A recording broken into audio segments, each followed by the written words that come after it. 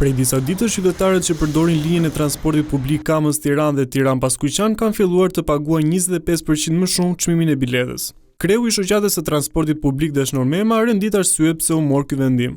Duke qenë se transporti publik prej kohësh është në një humbje të madhe, le të themi, edhe Bashkia Tiranë ndërkohë ka subvencionuar transportin publik për më shumë se 3 vitesh. Bashkia Kamës dhe bashkitë e tjera ka një mungesë subvencione ka shri transportit publik.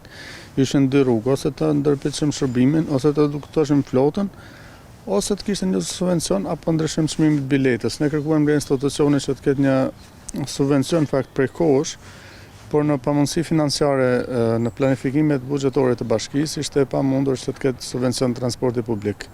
Operatorët kërkuan ndryshimin e çmimit të biletës për gjithë linjat, ajo pranuan vetëm për 2 linjat më të gjata, siç është ajo Kamës-Tiranë dhe Paskuqan-Tiranë.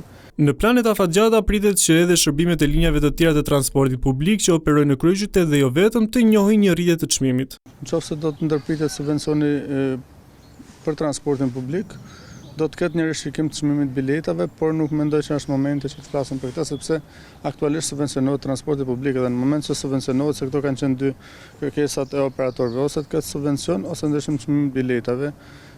Përderisa subvencioni është aktiv, nuk mendoj që ka vend për të diskutuar rritjen e çmimit të biletës në linjat e tjera. Sipas të dhënave nga Bashkia e Tiranë, transporti publik në kryeqytet përdoret nga rreth 200.000 qytetarë në ditë, ku një pjesë e mirë e tyre janë pensionistë që përfitojnë falas këtë shërbim.